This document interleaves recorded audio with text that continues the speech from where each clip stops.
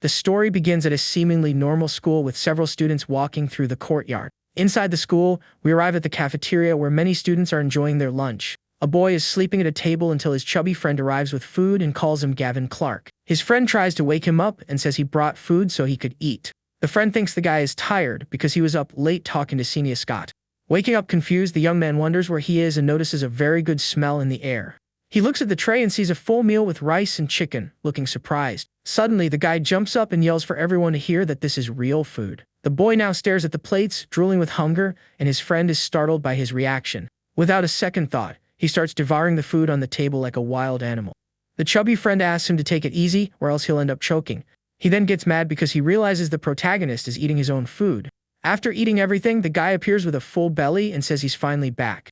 With a serious look, he thinks that he can't believe it, but it seems he has truly been reborn. His friend asks if he's full and if he was a starving ghost in his past life. The protagonist replies that he was indeed reincarnated from a ghost who was overcome by hunger. With a chilling smile, he reveals that in a freezing apocalypse, he perished from starvation. The friend doesn't understand anything and asks if his girlfriend broke up with him for him to act like this. The guy then puts a hand on his friend's shoulder to calm him down and explain the situation. He says that Yahello Parker is alive and that now they can start over and get everything back. Yahello gets confused and asks his friend to stop being weird because of course he's alive. The protagonist then asks what the date is, and his friend replies that it's August 8th, 2024. The guy explains that in half a month, the world will enter an ice age from a 3-month-long blizzard. His friend thinks that's ridiculous since it's the middle of summer and asks if he's having problems. The young man says he needs help, and Yahello says he'll do anything because of their friendship. So the protagonist asks to borrow $1 billion, and his friend spits out his drink in shock. The chubby guy asks if he's being serious, and the young man confirms he is completely serious. Yahello refuses right away, saying that even if he sold his own father, he couldn't get $1 billion. The protagonist asks how much he would sell his father for, and Yahello guesses around 500 million tops. The guy gets irritated and yells that Yahello is the one selling his father, calling him heartless. At that moment, a couple walks past them, and the blonde guy says he reserved a private room for the two of them. The two friends then look in the direction of the couple that just passed by. This guy Zach says he's going to show Xenia something big after dinner, and she likes the idea. Yahello recognizes the girl as Xenia and points out that she's cheating on his friend with Zach Young. The couple then turns around and comes face to face with the two guys standing there, watching everything. Xenia is shocked and asks what Gavin is doing there with a stunned look on her face. The chubby friend gets angry and says that Gavin saved up to buy expensive clothes for her. The girl doesn't care and says she won't explain anything because it is exactly what it looks like. The protagonist has a flashback to his past life where he took care of her after she was abandoned. He remembers that she betrayed him several times and that he passed away from hunger because of her. His friend tries to convince Gavin to leave since the girl isn't even hiding it anymore, but the guy says he's in no hurry. Yahello is confused and asks why they would stay because just looking at her makes him feel sick. Zach mocks the protagonist, saying that Xenia called him clingy, and it looks like she was right. The young woman then tells Gavin to stop bothering her, and says that everything he did was harassment and that she finds him disgusting. With a serious look, the protagonist asks if they are done talking. The blonde guy asks if he isn't going to leave, and Xenia says that even if he got on his knees, she wouldn't take him back. His friend tries to pull him away, but Gavin asks for 5 more minutes to handle the situation. Yahello doesn't understand why and wonders why a nice guy like him can't see who she really is. Zach laughs and says he'd love to see the guy's tricks in 5 minutes, and if it's entertaining, he'll give him a prize. Without a second thought, the protagonist gives the blonde guy a hard slap across the face. The girl is shocked by the scene and desperately yells Zach's name. The friend and everyone else around are left with their mouths wide open at what just happened. Holding his face, the blonde guy gets furious and asks how the guy dares to hit him. Zach then raises his fist in anger and gets ready to return the attack. He yells that he's going to finish the protagonist, but the dark-haired guy remains calm and still in the same spot. Before the blonde guy can do anything, Gavin hits him with a kick to the face and tells him to get lost. The chubby friend is impressed by his buddy's strength and wonders just how tough he is. With Zach on the ground, Xenia runs over worried to see if he's okay. She yells at Gavin, telling him he's in huge trouble for laying a hand on the hair of a major corporation. The blonde guy gets up and says he's a black belt in Taekwondo and that he won't lose to a punk. Without even giving the blonde guy time to react, the protagonist lands another punch and calls him trash. He thinks that the apocalypse was a chance to learn how to fight and that dealing with a guy like this is easy. His friend is shocked by his buddy's strength and asks since when he became so strong. The girl gets furious and yells that the guy will regret hurting Zach. She then tells the protagonist to get on his knees and apologize, or else she'll never forgive him. Out of patience, the guy slaps the young woman across the face and asks who she thinks she is. The blonde guy gets up furious and threatens to destroy the protagonist, saying it will be as easy as crushing an ant. But before he can do anything, the protagonist hits him with an uppercut to the chin. Seizing the opportunity, the dark-haired guy quickly grabs something from the blonde's jacket pocket. He then reveals a spray can and says he knew he'd find that on him. The blonde guy yells desperately and tells the protagonist to give the object back immediately. With a smirk, the dark-haired guy asks how many girls he has already harmed using that item. The other guy denies everything and tries to get the spray back, saying he doesn't know what he's talking about. Without wasting any time, the protagonist sprays the entire contents of the can in the blonde guy's face. He starts to scream in pain, and the girl runs over, worried, to see what happened. She asks what's wrong, but the blonde guy tells her to get away and stay away from him. The guy's eyes get strange and he seems to be completely out of his mind. He then turns and grabs the girl next to him with a crazed look. Completely out of control, the blonde-haired guy ends up tearing the young woman's dress in front of everyone. The girl panics and yells for him to stop because they are in the middle of the cafeteria. The girl screams desperately for help while Zach continues to attack her uncontrollably. The protagonist announces that the 5 minutes are up, and his friend is still in shock from the scene. He explains that the spray was a substance that makes a person lose their senses and turn into a beast. His friend worries about the police, but the guy says Zach wouldn't risk being exposed. And also, being very proud, the Hair of the Dragon group would try to get revenge on his own. Yahello agrees and says that given his personality, he would handle this privately. Leaving the cafeteria, the chubby guy asks where they're going now. With a smile on his face, the protagonist replies that he's going to sell his house. They soon arrive at a real estate agency, and the friend seems very worried about the idea. He questions selling his parents' only house, but the guy is completely decided. The young man thinks that with the money, he needs to stock up on supplies for the apocalypse. The real estate agent hands over the papers and comments that there's no rush to sell with prices so high. Leaving the place, the friend asks what their next stop will be. The protagonist then announces with a smile that now it's time to spend money. A short time later, the two friends arrive at a very large supermarket. The guy starts asking the employee for 1,000 units of rice flour and oil, and he also asks for 10,000 units of each of the canned goods on the shelf. The attendant is completely shocked by the order and asks if the gentleman is sure. The young man confirms and his friend jokes, asking if he's opening his own supermarket. He then asks if the market does deliveries, and the employee says yes, they take care of everything. The guy asks if his friend's family has a warehouse, and Yahello questions if he's going to store everything there. The young man then asks to borrow the warehouse and for the address so he can go buy more things. At that moment, two girls appear in the supermarket aisle, watching the guys. They recognize him and mock him for being cheated on, questioning how he can afford to shop at that place. Next, he orders 5 state-of-the-art computers and 10 televisions and video game consoles. The guy thinks that with the apocalypse, entertainment will be essential for passing the time. The employee gets super excited and calls him the biggest customer of the year, leaving the other two shocked. The girls are in shock over the cost and wonder how a poor guy like him has so much money. The protagonist then asks to have all the electronics and the winter jackets packed up. The purple-haired girl wonders if he's really poor since he's already spent over 1 million. They conclude that he's a rich guy in disguise and that this is a huge opportunity for them. The guy thinks he's almost ready for the apocalypse and now needs to focus on something more important. A female voice greets him and the guy recognizes her instantly with a serious look. The two of them approach and compliment him, saying he suddenly got much more handsome. He remembers that in the apocalypse, they led some thugs and once robbed him, nearly leaving him to freeze. The purple-haired one asks why he's so quiet and invites him to get a bite to eat. The guy accepts the invitation and asks his friend to take the things back while he handles something. The girls celebrate that the fool agreed and plan to spend all his money at a fancy restaurant. The protagonist says he's starving and leaves the market with the two girls. A short time later, the trio arrives in front of a building that looks very expensive and luxurious. The girls take him to the restaurant, and he pretends to be surprised by how expensive the place looks. Once inside the fancy place, one of the girls asks the guy what he thinks of the food there. Looking at the menu, the protagonist pretends to be shocked and asks if it isn't a little too pricey. The two don't care and say that if he's not going to order anything, they'll order for themselves. The one in the green dress then orders all the most expensive dishes on the menu from the waitress. An hour later, the purple-haired girl says she's super full, as she hadn't eaten that much in a long time. She asks Gavin how his meal was, and he says it was great but that he needs to step out for a bit. The protagonist then gets up from the table and calmly walks toward the reception area. There, he ignores the bill and asks them to prepare 100 tables with the same dishes for 10 days from now. The employee's jaw drops at the request and she asks if the gentleman is sure about that. The guy just hands the girl a VP card and says he can pay for everything in advance. He remembers eating canned food during the apocalypse and wants to secure good food for the future. The girls think he went to pay and call him a rich fool, planning to go buy purses afterward. The receptionist confirms the huge order and then asks about the bill for their table. With a victorious smile, the young man takes his card back and says they can pay for themselves. He thinks that he's spent almost all the money from the house and that now it's time to take out loans. The guy then starts accessing various online loan websites on his phone. Walking down the street, he celebrates getting 2.7 million from 36 companies. Suddenly, the protagonist's cell phone starts to ring, and the name Sharon appears on the screen. On the other end of the line, the girl shouts furiously, asking where on earth he's gone. On the phone, the guy says something unexpected came up and that he's already on his way home. With a mocking smile, he then asks why he should be the one to pay the bill. On the other end of the line, the girl screams that he was the one who invited them to eat.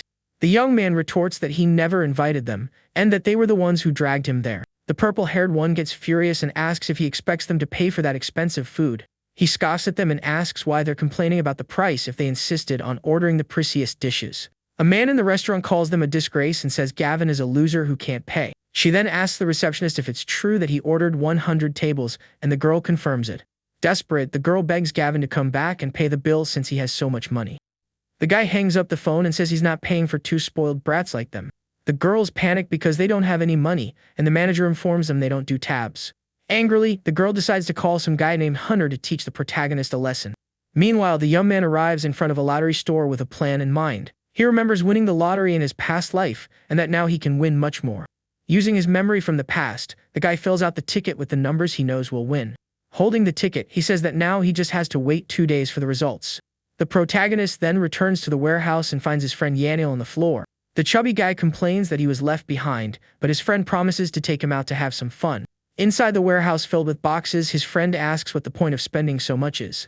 The young man explains that in the apocalypse, these supplies will save lives and asks Yahello to trust him.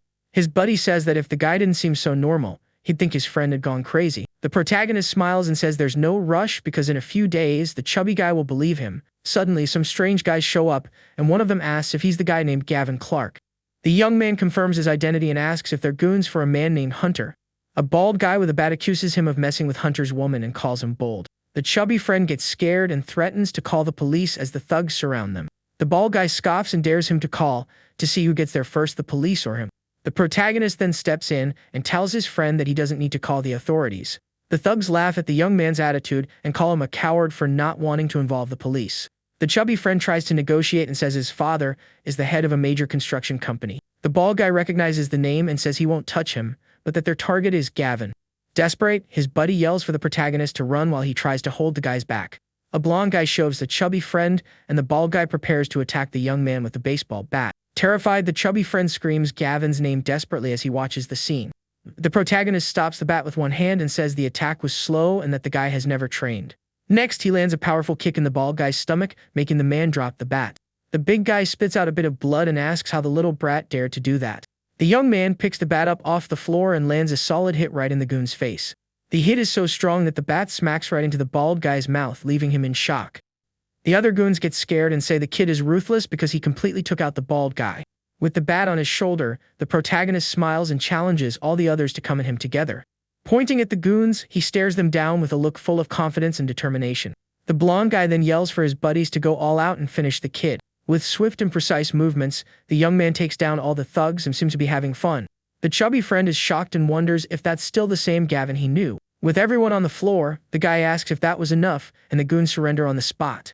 He then demands 100,000 from each of them, and the blonde guy shouts that this is extortion. Out of patience, the protagonist lands another blow to the thug's face, who screams in pain. The guy threatens to mess up their legs if they don't hurry up and make the transfer. A little later, the young man's phone gets a notification for 600,000 in his account. He thinks that he's not cruel, but that the apocalypse has changed his mind forever. The protagonist hugs his friend and says he's going to take him someplace really exciting. The two arrive at a nightclub full of lights, with several people dancing on the floor. The chubby friend loves the place and says it's perfect for relaxing after so much trouble.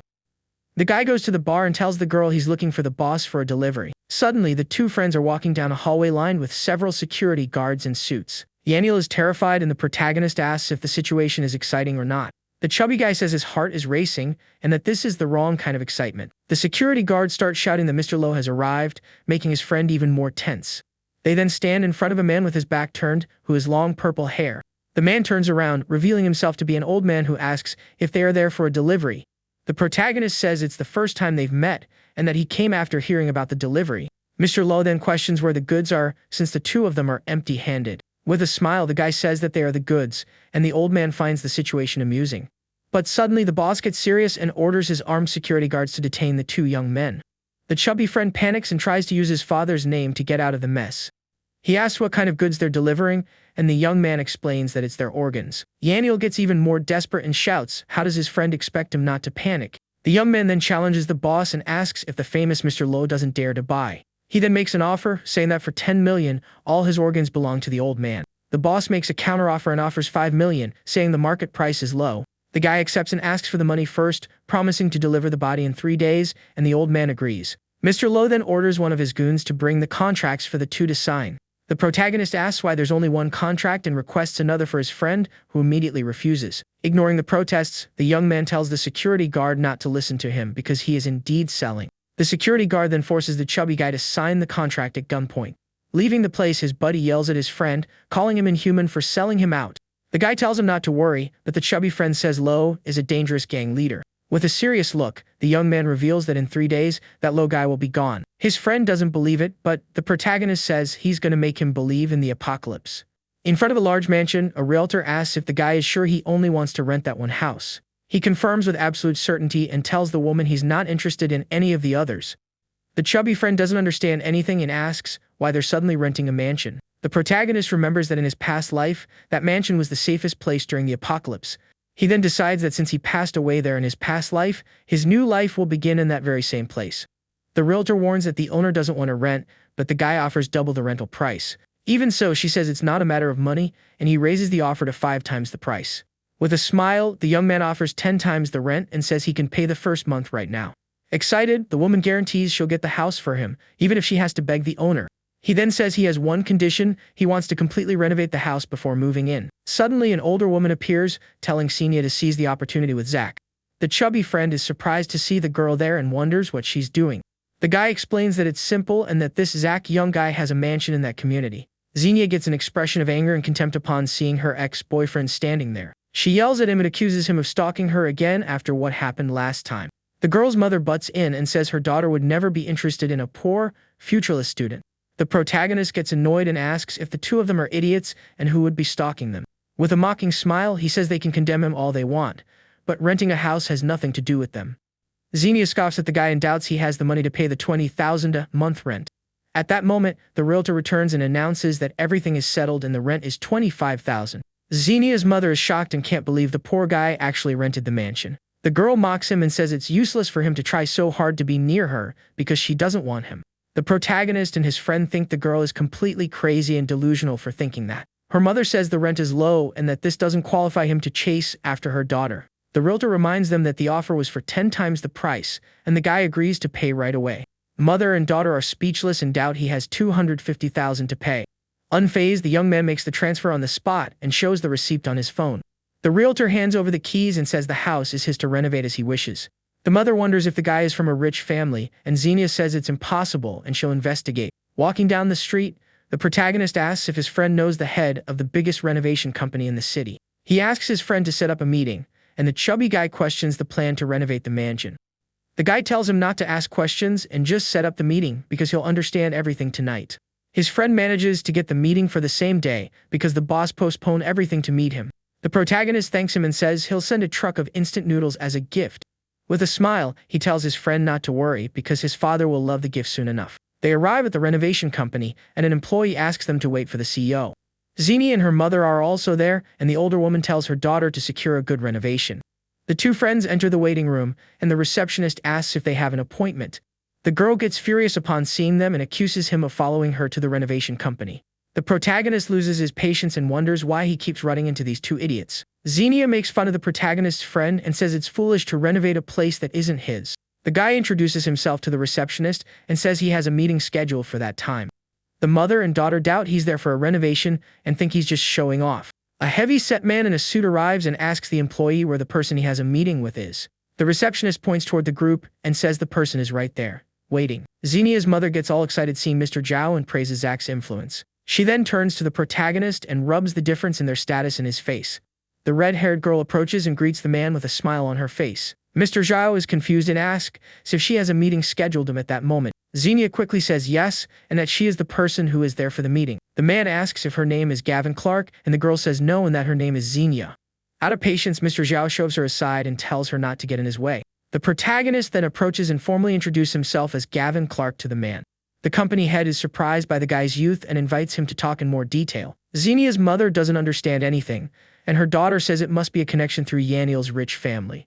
Once inside the manager's office, the two prepare to discuss the renovation project. Mr. Yahello sits down and asks his young friend what he wishes to renovate. With a confident smile, the protagonist replies that he wants to renovate an entire mansion. The man says it's a small job and that he'll ask his design director to handle it. But the guy insists and says it would be better if Mr. Zhao himself discussed it personally. Mr. Zhao says that to be honest, he's very busy and only deals with large projects. The protagonist then assures him that he is a large project, and the man asks about the budget. The guy reveals that his budget is at least 30 million, and the boss starts to laugh. But suddenly, the man realizes the amount and is completely shocked by what he just heard. He then asks if the young man is sure about the number, and if he didn't mean 3 million. With a confident smile, the guy confirms that the total budget is 30 million. A director shows up to help, but the boss dismisses him on the spot and says he'll handle everything himself. Mr. Zhou comments that with that money, he could buy a mansion and asks about the renovation. In response, the protagonist hands over a roll of paper and says the project blueprints are in there. Analyzing the papers, the man is shocked and asks if he's building a fortress. The young man says he can pay more if needed and that the only requirement is to finish in half a month. The boss finds the project difficult and says it looks like a war bunker for the apocalypse. The guy then tells him to assume it is the apocalypse and offers an advance payment of 20 million.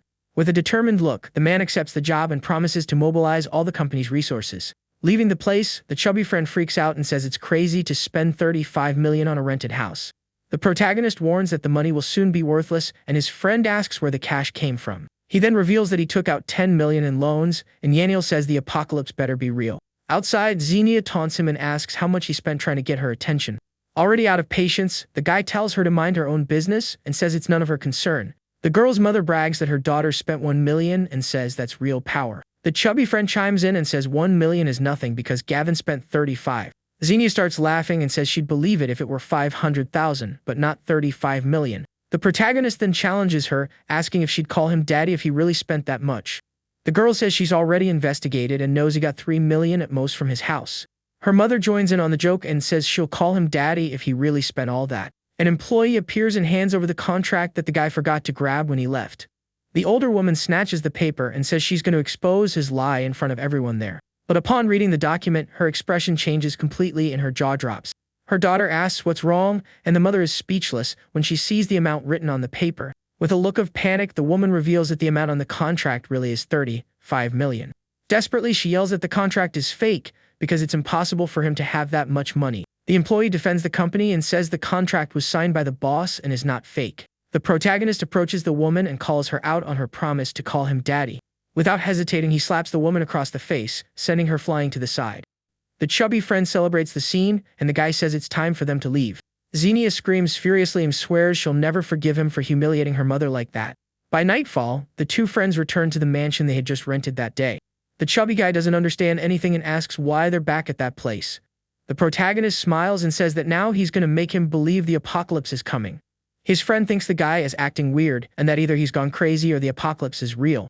The chubby friend complains about the cold and says the weather is strange for the middle of summer. With his phone in hand, the protagonist says it's almost time for something to happen.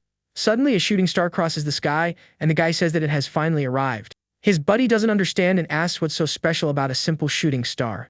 The young man explains that the apocalypse will come soon, but that there are some clear signs beforehand. The chubby guy points to the sky, frightened, and says the star seems to be coming toward them. The protagonist reveals that the stars grant abilities, and that's why the neighborhood became a base. He remembers that one of these stars fell on the mansion and was found by a thief. His friend panics and yells for the other to run because the star is going to hit them head on. But the guy stays put and with a smile says that this opportunity is all his. The chubby guy tries to stop him and asks if he has some kind of death wish. The protagonist's body is enveloped in a golden light, and he appears to float in the air. His friend is in shock and thinks it's the end, because Gavin was crushed by the shooting star. But to his surprise, the guy is fine and says his physical attributes have increased 5 times over. With a golden aura around him, he turns to his buddy and asks if he believes him now. The chubby guy is speechless and, with wide eyes, asks if his friend isn't gone. The protagonist smiles and says not only is he alive, but he also gained a special ability. His friend doesn't see a difference and asks how he got stronger if he looks the same as before. The guy then places a hand on the chubby friend's shoulder, who is confused by the action. With incredible strength, he lifts his friend into the air with just one hand, leaving him shocked. With a confident smile, the guy asks if his friend finally believes him. The friend freaks out because he weighs over 90 kilograms and was easily lifted with just one hand.